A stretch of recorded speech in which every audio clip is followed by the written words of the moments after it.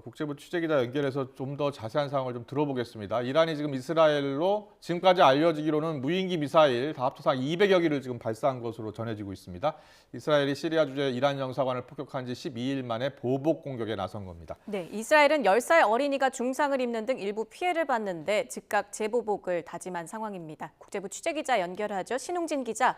네, 국제부입니다. 네, 일단 외신들이 실시간으로 이스라엘 상황 긴급 타전하고 있는데요. 지금 현지 상황도 들어봤고요. 이란 공격이 일단은 끝난 것으로 파악되고 있다고요? 네, 우리 시간으로 11시쯤에 이란의 공습이 멎은 것으로 전해졌습니다. 이스라엘군이 대피 명령을 해제한 것인데요. 역으로 추산하면 3시간가량 공격이 이어진 셈입니다. 지금 나오는 화면은 아직 동이 트기 전에 예루살렘 상공의 모습입니다. 이 빛을 내는 물체들이 빠르게 날아가는 모습을 확인할 수 있는데요. 하늘에서 폭발음이 계속 이어졌습니다. 이란 측의 공격 그리고 이스라엘의 방공 요격망인 아이언돔이 작동하는 모습으로 추정됩니다. 아이언돔이 제대로 작동하긴 했지만 피해를 철저히 막지는 못한 것 같습니다. 이스라엘 당국이 이란의 공격으로 10살 어린이가 중상을 입었다고 밝혔고요. 이란 매체는 이스라엘 네게브 공군 기지에 심각한 타격을 입혔다고 주장하고 있습니다. 네, 이란은 이번에 미사일과 드론 200여 발을 발사했군요. 네, 이스라엘군은 이란이 미사일 드론 200여 기를 발사했고 여기에 대응해서 계속 요격했다고 밝혔습니다. 일부 매체들은 300여 기를 발사했다고 보도하고도 있는데요. 이스라엘군은 이 미사일과 드론 대부분인 99%를 국경 밖에서 처리했다고 합니다. 이스라엘 총리실은 이란의 탄도미사일이 예루살렘에 있는 성지들까지 겨냥했다며 비난했습니다.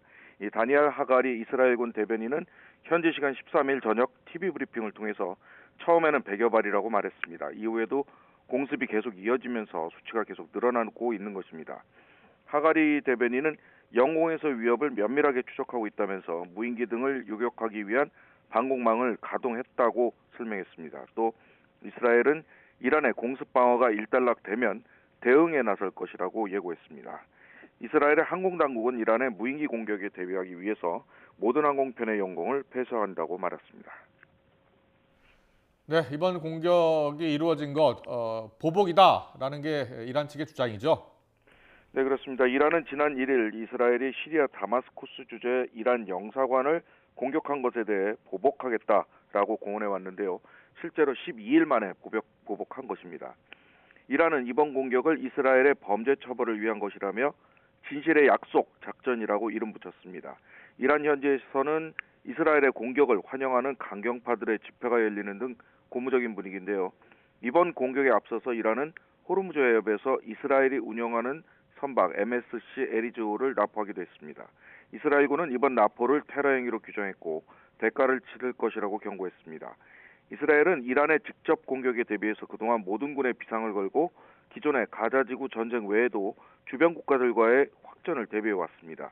이란의 지원을 받는 레바논의 무장 세력인 헤즈볼라도 때 맞춰서 공격에 가세하면서 골란고원에 로켓을 발사한 것으로 전해졌습니다. 확전 우려가 현실화하고 있는 것입니다. 네, 이번 공습에 대해 국제사회는 어떤 반응 내놓고 있습니까? 네, 이스라엘과 동맹을 맺은 나라들이 모두 이 공습 피해를 막기 위해 돕겠다. 그리고 성명을 잇따라서 발표하고 있습니다. 이 조 바이든 미국 대통령은 델라웨어주의 별장에서 백악관으로 조기 복귀해서 긴급 회의를 여는 등 상황을 주시하고 있는데요.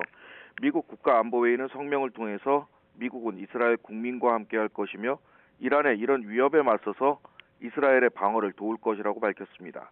바이든 대통령은 네타냐후 이스라엘 총리와 전화로 통화를 했는데요. 바이든 대통령은 미국은 이란에 대한 어떤 반격도 반대한다라고 말한 것으로 전해졌습니다. 영국과 프랑스, EU 등 다른 서방 국가들도 잇따라 성명을 발표하면서 이란을 규탄하고 있습니다. 안토니오 구테레스 유엔 사무총장도 또 다른 중동 전쟁은 안 된다며 이란에 최대한 자제해 줄 것을 촉구했습니다. 유엔 안전보장이사회도 내일 긴급 회의를 소집하기로 했는데요. 이스라엘이 이란의 공격을 받고 난 뒤에 유엔 안보리에 긴급 회의를 요청한 데 따른 것입니다. 지금까지 국제부에서 전해드렸습니다.